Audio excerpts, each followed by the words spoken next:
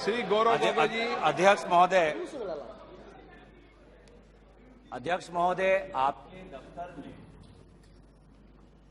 अगर क्या हो रहा है, क्या दरखास्त दी गई है, आप खुद ही, आप इस सदन के रक्षक हैं, आपके दफ्तर के अंदर क्या बातचीत हुई है? क्या हम बताएं कि प्रधानमंत्री मोदी जी ने आपके दफ्तर के अंदर क्या क्या बातें की हैं?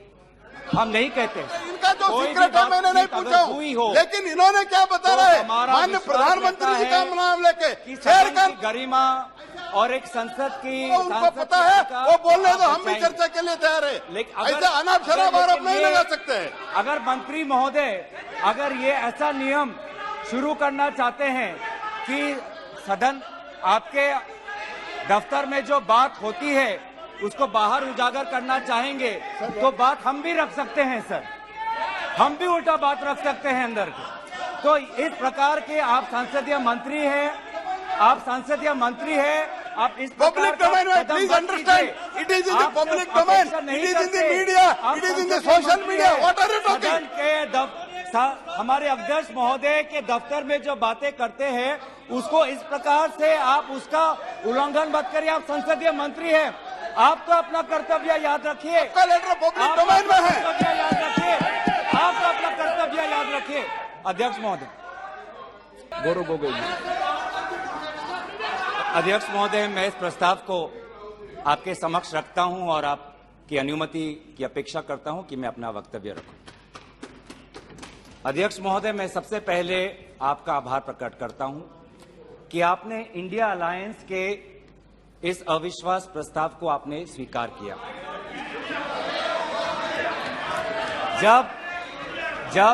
जब आपने पूछा कि इस अविश्वास प्रस्ताव के समर्थन में कौन कौन खड़ा है, तो मैं इस मंच से हमारे सारे इंडिया अलायंस दलों के सांसदों को मैं धन्यवाद और आभार प्रकट करता हूं।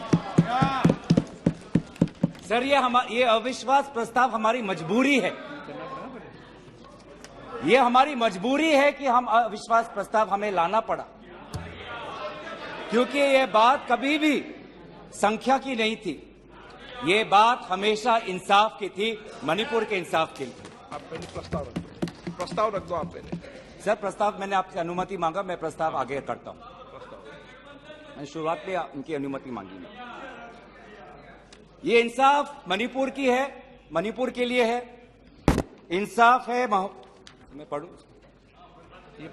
महोदय, मैं निम्नलिखित प्रस्ताव पेश करता हूं कि ये सभा मंत्री परिषद में विश्वास का भाव व्यक्त करती है। सर, अध्यक्ष महोदय, ये अविश्वास प्रस्ताव मणिपुर के लिए हम लाए हैं, इंडिया अलायंस, क्योंकि मणिपुर आज इंसाफ मांगता है, मणिपुर का युवा इंसाफ मांगता है, मणिपुर की बेटी इंसाफ मांगती है, मणिपुर के किसान इंसाफ मांगते हैं, मणिपुर के छात्र इंसाफ मांगते हैं। और मार्टिन लूथर किंग ने कहा है, मार्टिन लूथर किंग ने कहा है कि अगर कहीं भी नाइंसाफी हो तो वो हर जगह के लिए इंसाफ का खतरा बन सकता है। Injustice anywhere is a threat to justice everywhere. तो ये जो घटनाएं मणिपुर में हो रही है, इसको ये हम ना समझे कि उत्तर पूर्वांचल के किसी कोने में हो रहा है, ये भारत में हो रहा है सर। अगर मणिपुर जल रहा है तो भारत जल रहा है, अगर मणिपुर में आग लगी है तो भारत में आग लगी है, अगर मणिपुर विभाजित हुआ है तो भारत विभाजित हुआ है। तो आज हम सिर्फ मणिपुर की बात नहीं कर रहे, हम भारत की बात कर रहे हैं। सर, हमारी मांग स्पष्ट थी कि देश के मुखिया होने के नाते प्रधानमंत्री सदन में आए, अपनी बात रखे, अपनी संवेदना प्रकट करे और उस पर सारे पार्टी समर्थन दे और मणिपुर को एक संदेश जाए कि इस दुख की घड़ी में पूरा सदन मणिपुर के साथ है, हम मणिपुर में शांति चाहते हैं। ये हमारी अपेक्षा थी, ये हमारी अपेक्षा थी। लेकिन अफसोस की बात है कि ऐसा नहीं हुआ। प्रधानमंत्री महोदय ने एक मौन व्रत लिया कि सदन में ना लोकसभा में कुछ बोलेंगे ना राज्यसभा में कुछ बोलेंगे, और इसीलिए अध्यक्ष महोदय ये नौबत आनी पड़ी कि हम अविश्वास प्रस्ताव के द्वारा प्रधानमंत्री मोदी जी का मौन व्रत हम तोड़ना चाहते हैं। सर, साफ साफ 3 सवाल है प्रधानमंत्री महोदय से। सवाल पहला कि आज तक वो मणिपुर क्यों नहीं गए? राहुल जी गए, इंडिया अलायंस के विभिन्न पार्टीज गए, गृह मंत्री जी गए, एमओएस होम गए, पर देश के मुखिया होने के नाते प्रधानमंत्री मोदी जी क्यों नहीं गए? ये है सवाल पहला। सवाल दूसरा कि लगभग 80 दिन क्यों लगे प्रधानमंत्री मोदी जी को मणिपुर पे कुछ बोलने के लिए, और जब बोले तो सिर्फ 30 सेकंड के लिए बोले, और उसके पश्चात आज तक भी प्रधानमंत्री मोदी जी की तरफ से ना कोई संवेदना का शब्द, ना कोई शांति की याचना। मंत्री मंडल बोल रहे हैं कि हम बोलेंगे, हम बोलेंगे। आप बोलें, आपको किसी ने नहीं रोका, लेकिन प्रधानमंत्री मोदी जी एक प्रधानमंत्री होने के नाते उनके शब्दों में जो महत्व है वो किसी मंत्री के शब्दों में नहीं है। माफ कीजिएगा, प्रधानमंत्री मोदी जी अगर प्रधानमंत्री होने के नाते एक शांति की पहल करें, उस कदम में जो ताकत है वो किसी मंत्री या किसी सांसद में वो ताकत नहीं है, एक प्रधानमंत्री होने के नाते। सवाल हमारा तीसरा कि प्रधानमंत्री जी ने आज तक मणिपुर के मुख्यमंत्री को बर्खास्त क्यों नहीं किया? आपने गुजरात में जब निर्वाचन आए, गुजरात में जब आपको अपनी राजनीति करनी थी तो गुजरात में मुख्यमंत्री बदल दिए, एक बार नहीं 2 बार। उत्तराखंड में निर्वाचन आ रहे थे तो उत्तराखंड में 1 बार, 2 बार, 3 बार, 4 बार शायद आपने मुख्यमंत्री बदल किए। त्रिपुरा में निर्वाचन आए तो त्रिपुरा में भी आपने निर्वाचन आपने से पहले आप मुख्यमंत्री को बदला। मणिपुर के मुख्यमंत्री में ऐसा क्या आपने विशेष आपका आशीर्वाद आप दे रहे हैं जिन्होंने खुद कबूल किया है कि आज मेरे कारण एक इंटेलिजेंस फेलियर हुआ है? ये 3 सवाल हैं सर, और शायद इन 3 सवालों का 3 उत्तर भी है। प्रधानमंत्री मोदी जी मणिपुर पर क्यों मौन हैं? शायद उस प्रश्न का उत्तर भी 3 है। पहला उत्तर कि प्रधानमंत्री मोदी जी को कबूल करना पड़ेगा कि उनकी डबल इंजन की सरकार, उनकी सरकार मणिपुर में व्यर्थ हो गई है, विफल हो चुकी है। इसीलिए आज मणिपुर में 150 लोग मरे, लगभग 5000 घर जलाए गए, लगभग 60,000 लोगों आज शिविर में हैं, लगभग 6,500 एफआईआर है, और मुख्यमंत्री, प्रदेश के मुख्यमंत्री होने के नाते जो एक संवाद का वातावरण बनाना चाहिए था, जो एक शांति, अमन और सद्भावना का एक वातावरण जो बनाना चाहिए था, आज उन्होंने सिर्फ मई महीने से नहीं, पिछले 2-3 सालों से ऐसे कुछ भड़काऊ उन्होंने कदम लिए हैं जो आज समाज के बीच में तनाव पैदा हो गया है। आज हम मणिपुर गए हैं, क्या मणिपुर में यह सबसे पहला हिंसा हुआ है? नहीं। क्या उत्तर पूर्वांचल में यह सबसे पहला हिंसा हुआ है? नहीं। इससे पहले भी हुए हैं, मणिपुर में भी हुए हैं। मैं खुद उत्तर पूर्वांचल का हूं, मैं खुद जिम्मेवारी से कहता हूं कि हुए हैं, लेकिन पहली बार, अरे आप में से तो कोई गया भी नहीं, आप क्या जानेंगे? पहले जाओ और फिर हमें परामर्श दो, पहले आप लोग जाओ।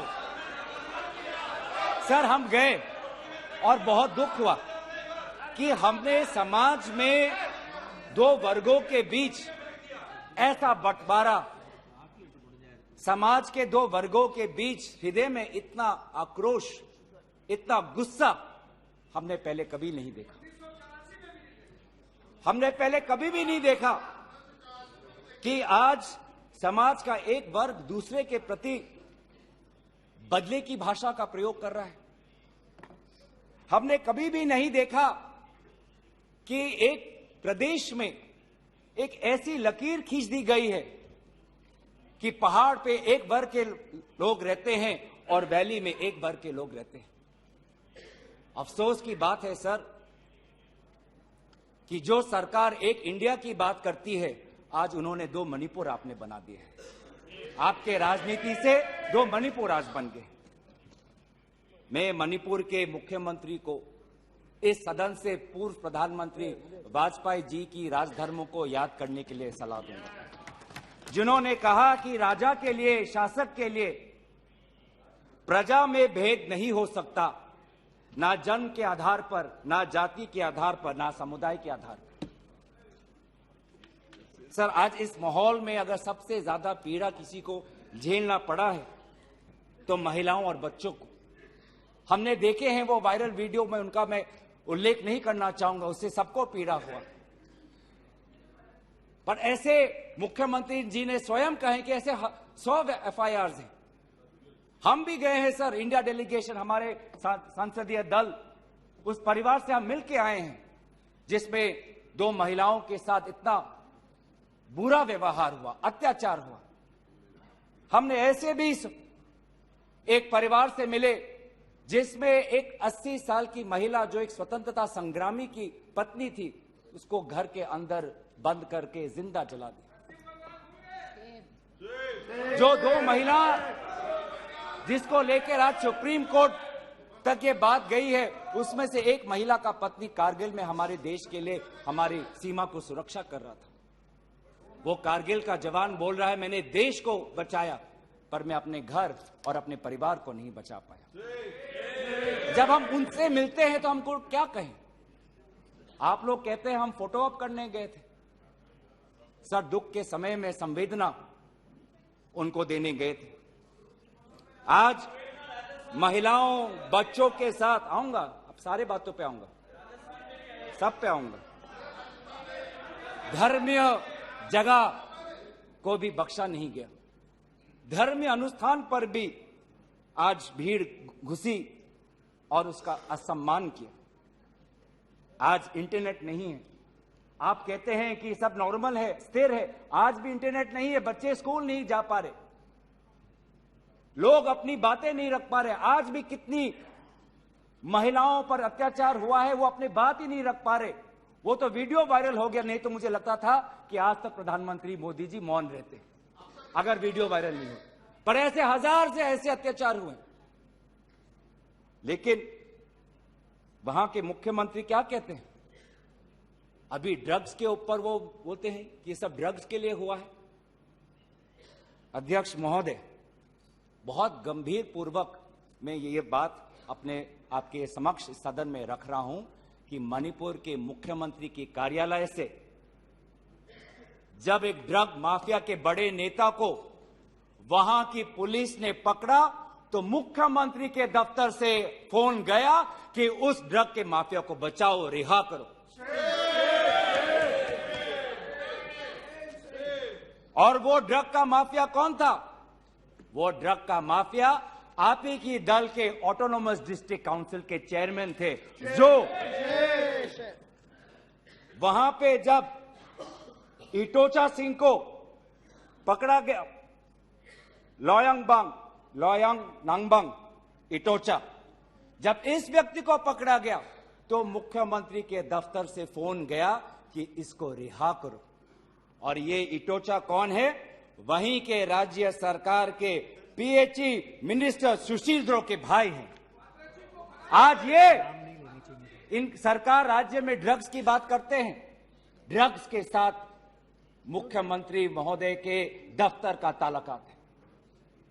ये बात मैं नहीं कर रहा, वो पुलिस अफसर जिनको इनकी राज्य सरकार ने मेडल दिया, वो आज वो बात कर रही है कि ये सरकार ने मुझे मेडल दिया और यही सरकार मुझे ड्रग से जुड़े हुए इनके दल के नेताओं को छोड़ने के लिए कह रही है। उन्होंने अपना मेडल वापस कर दिया राज्य सरकार। पॉपी फार्मिंग की बात करते हैं।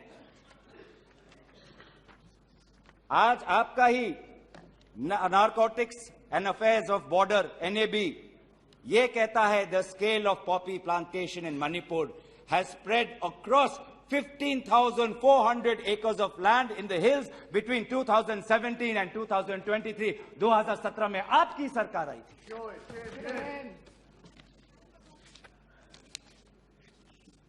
आज इंडियन फॉरेस्ट सर्वे रिपोर्ट 2021 में कहता है that within 2 years time the forest area of Manipur has decreased by 248.63 square kilometers.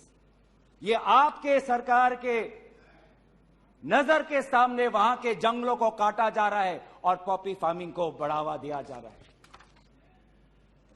गृह मंत्री ड्रग्स को लेकर बार बार वक्तव्य देते हैं, लेकिन गृह मंत्री महोदय आपको भी पता है कि पिछले 5-6 सालों में ड्रग्स की यह समस्या कमी नहीं, थमी नहीं, बढ़ती जा रही है। लगभग 2017 में एनसीआरबी का डेटा है 1113 केसेस, 2021 में 3611। तो ड्रग्स की समस्या आज बढ़ती जा रही है। तो कहीं ना कहीं प्रधानमंत्री जी चाहते हैं कि वो मौन रहे ताकि उनकी राज्य सरकार की छवि धूमिल ना हो, क्योंकि उनको छवि से लगाव है।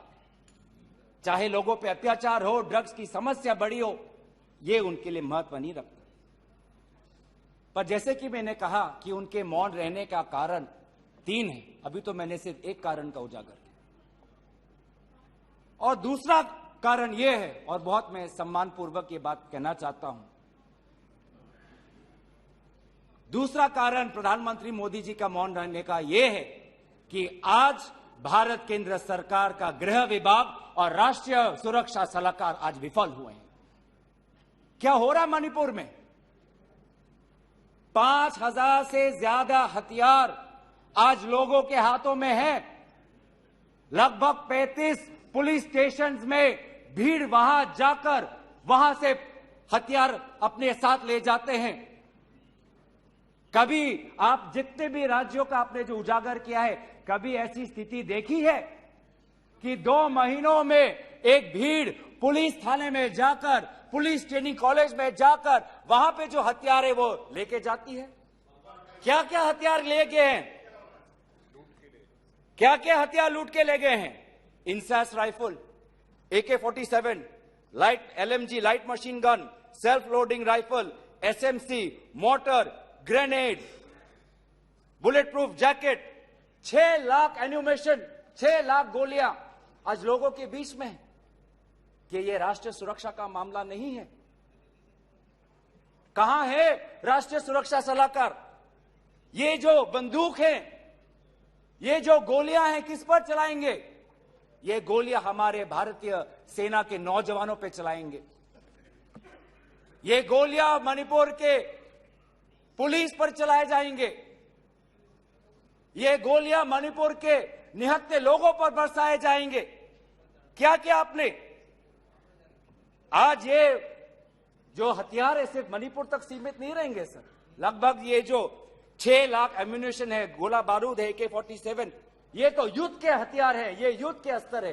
ये सिर्फ मणिपुर तक नहीं सीमित रहेंगे, ये आज उत्तर पूर्वांचल में भारत के अलग अलग जगह में ये हथियार जाएंगे और भारत के समाज को आज अशांति का वातावरण बनाएंगे। तो क्या कर रहे हैं आप?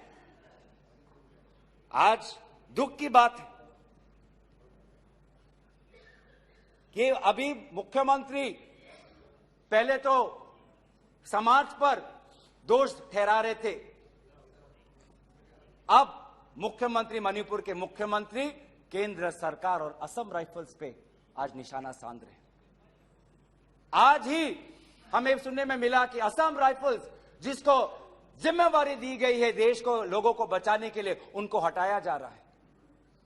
मुख्यमंत्री के घर के जो विधायक हैं, मैं उनका नाम नहीं लूंगा, वो पूछते हैं कि इतने हथियार कहां से आए?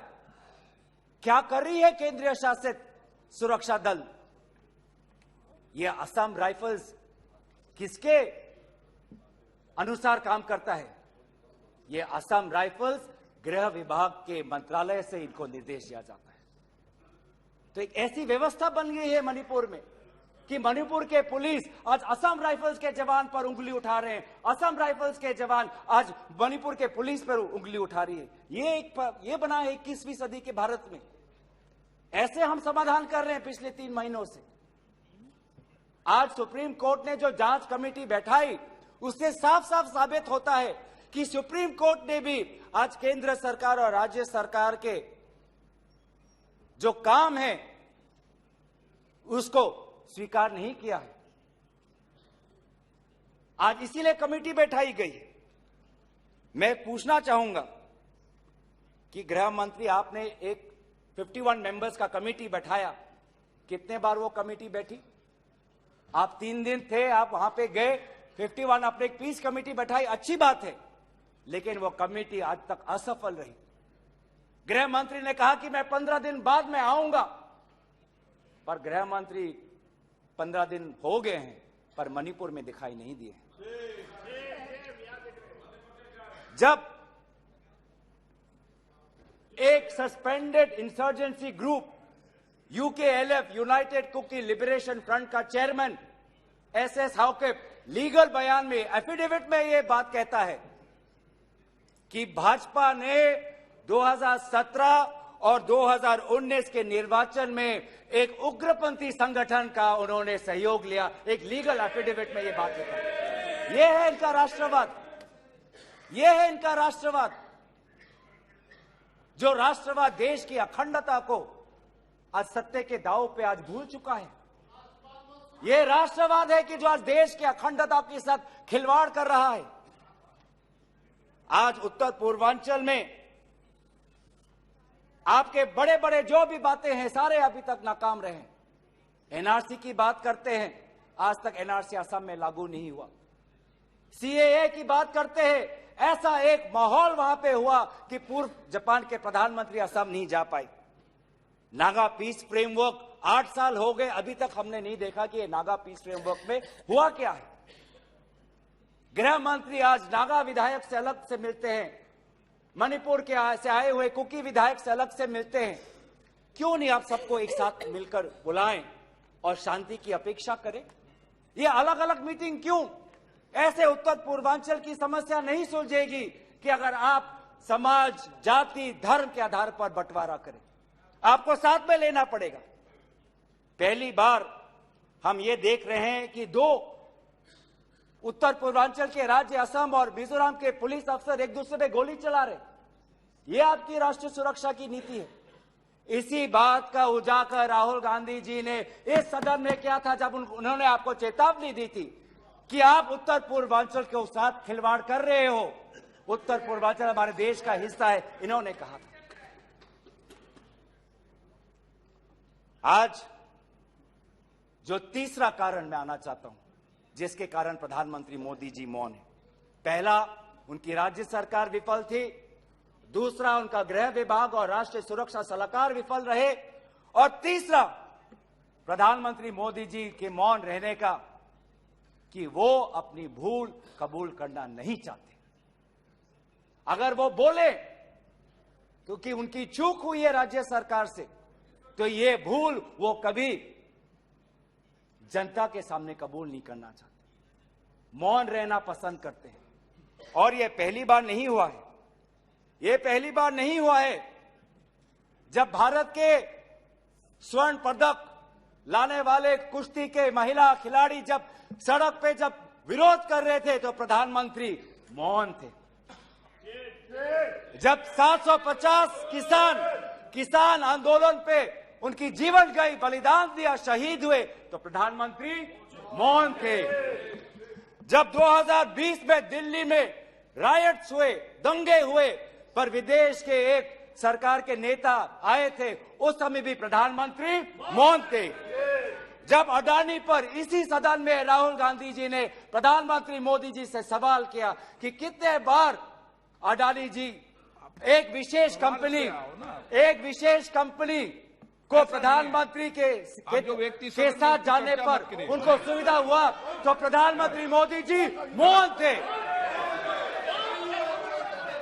जब हम बार बार पूछते हैं,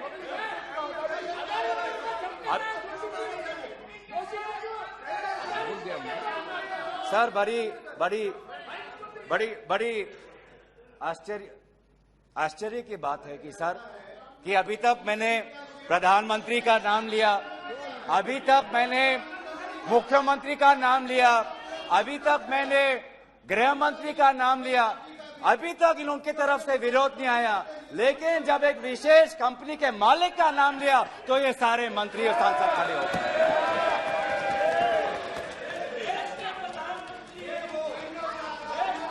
किसकी सरकार है सर? ये किसकी सरकार है? जब चीन पर हमने सवाल किया, चीन पर आप पूछे, मैं चीन पर आता हूं, जब चीन पर हमने सवाल किया कि चीन हमारे सीमा के अंदर कितने किलोमीटर पर है, तो प्रधानमंत्री मोदी जी मौन रहे। प्रधानमंत्री मोदी जी ने G20 के बाली समिट में प्रेसिडेंट शी जिनपिंग के साथ क्या बातचीत की, उनके विदेश मंत्रालय ने इसको छुपाने की कोशिश की, लेकिन जब चीन के विदेश मंत्रालय से बात आई तो भारत सरकार के विदेश मंत्रालय ने खुद कबूल किया कि हां, हमने ये बात छुपाई थी कि बहुत संवेदनशील बातें प्रधानमंत्री मोदी जी ने शी जिनपिंग के साथ बाली में किया। हम पूछना चाहते कि क्या बातें की आपने, क्या समझौता हुआ, क्या बताएंगे? विदेश मंत्री ने कुछ दिन पहले हम सबके समक्ष एक स्टेटमेंट रखा, पर उस स्टेटमेंट पर भी बाली में प्रधानमंत्री मोदी जी और प्रेसिडेंट राष्ट्रपति शी जिनपिंग के बीच में क्या बात हुई, इन्होंने उजागर नहीं किया। आप चीन की बात करते हैं, तो प्रधानमंत्री मोदी जी जब जम्मू कश्मीर के पूर्व राज्यपाल ने कहा कि उन्होंने प्रधानमंत्री को फोन किया था, तो ये राज्यपाल ने क्या कहा कि उनको चुप रहने का सलाह उनको मिला। प्रधानमंत्री मोदी जी मौन रहे।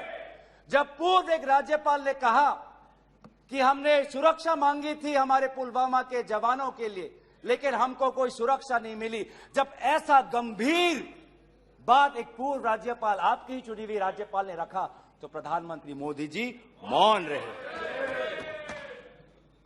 जब कोविड में सेकेंड वेव में लोग के सांसों में, फाफड़ों में ऑक्सीजन नहीं था, तब प्रधानमंत्री पश्चिम बंगाल में वोट मांग रहे थे।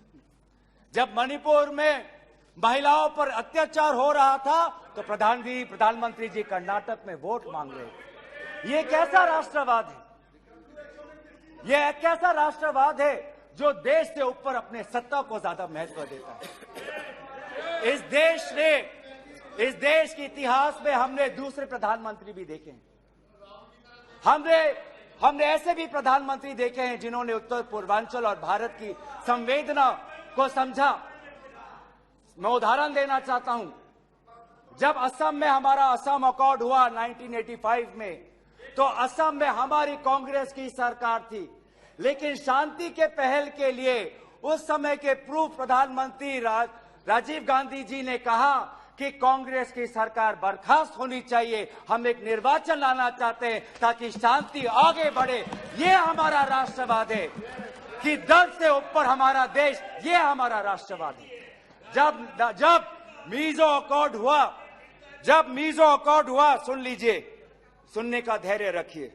जब मीजो अकॉर्ड हुआ 1986 में, तो मिजोरम में हमारी सरकार थी, लेकिन राजीव गांधी जी ने लालडेंगा जी के साथ समझौता करके मीजो अकॉर्ड उन्होंने स्थापना किया 1986 में, और वहां के पू लालडेंगा जी मिजोरम के इंटरिम गवर्नमेंट के मुख्यमंत्री बने। और निर्वाचन यह है कि हमें सत्ता नहीं, हमें शांति चाहिए उत्तर पूर्वांचल में।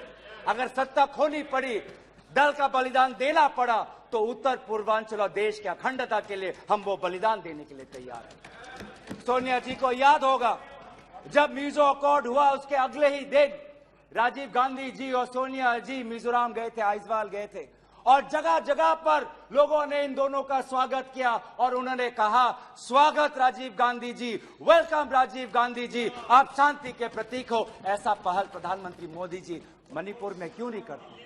हम उनका समर्थन करेंगे।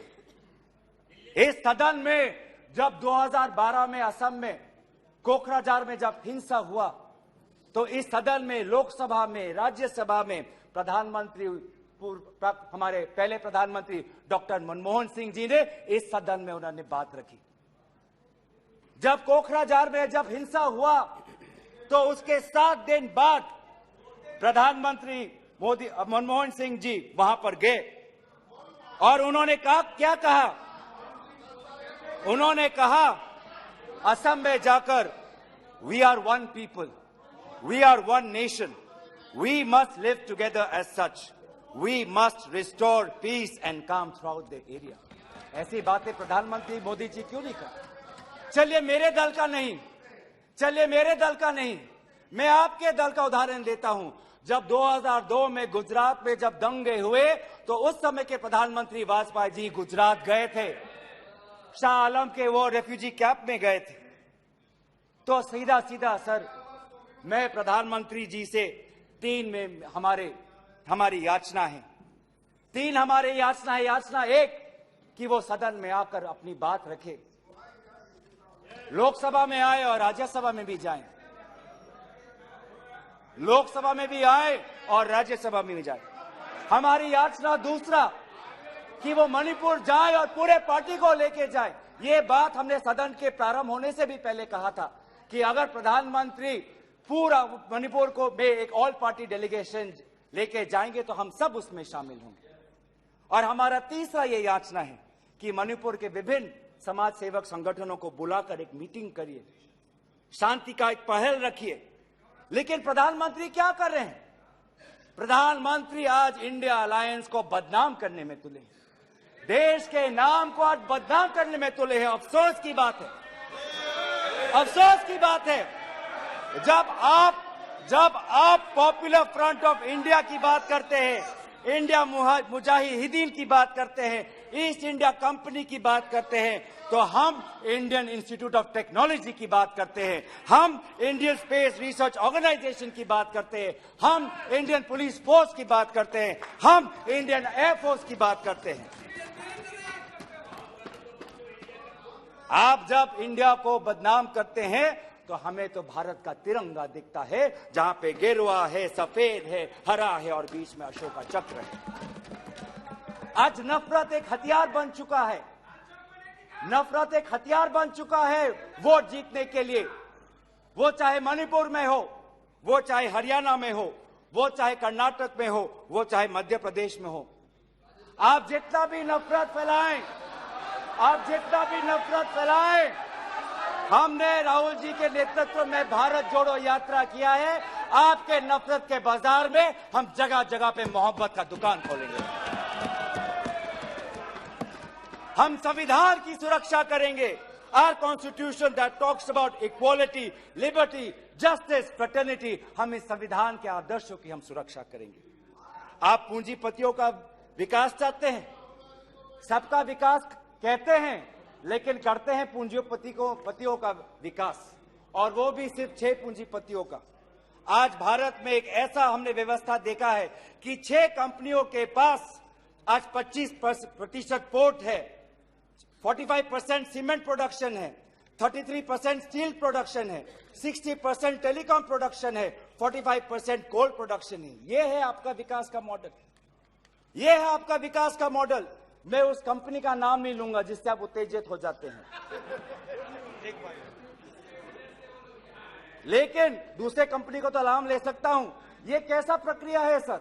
ये कैसा कॉम्पिटेटिव इकोनॉमी बना रहे हैं? जब अप्रैल 2030 में श्री सीमेंट संघी इंडस्ट्रीज को खरीदना चाहता है तो जून में ही श्री सीमेंट पर आईटी का डिपार्टमेंट का रेड होता है, और जुलाई 2023 में श्री सीमेंट एक्विजिशन से बाहर निकलता है, और अगस्त में अडानी का अंबुजा सीमेंट संघी इंडस्ट्री को खरीदता है। ये इकोनॉमी बना रहे हैं, ऐसा इकोनॉमी आप बनाएंगे?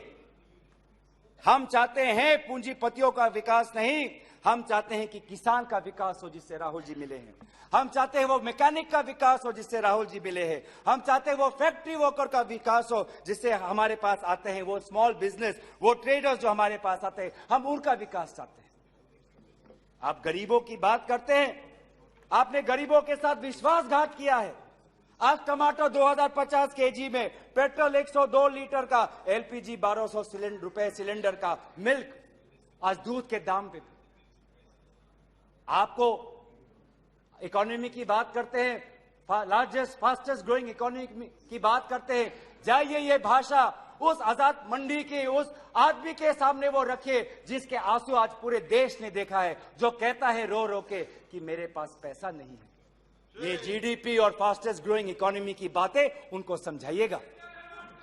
आजादपुर मंडी में राहुल जी गए, आप किसान की बात करते हैं, आपके यह डेटा में आज हमको मिला है कि लगभग 10,000 किसानों ने आत्महत्या कर दी है, जिसमें से किसान है, श्रमिक है, कल्टीवेटर्स है। ये है पार्लियामेंट में आज उत्तर आता है कि एमजीएनरेगा में 5 करोड़ लोगों को आज एमजीएनरेगा से बाहर कर दिया है। ये आपका विकास है। तो सर, ये आप गरीबों पे विश्वासघात करिए, हम राजस्थान की तरह देश में महंगाई में हम राहत लाएंगे। आप आदिवासियों में अत्याचार करें, हम आदिवासी छात्र, महिलाओं और एनजीओ के साथ हम भारत को हम जोड़ेंगे और इंडिया को जिताएंगे। India that is a union of states we will protect and we will win. जो 2024 में भारत जीतेगा, इंडिया जीतेगा। इतना अहंकार मत करिए। इन्हीं बातों के साथ मैं अपना प्रस्ताव यहीं पे रखता हूं। धन्यवाद।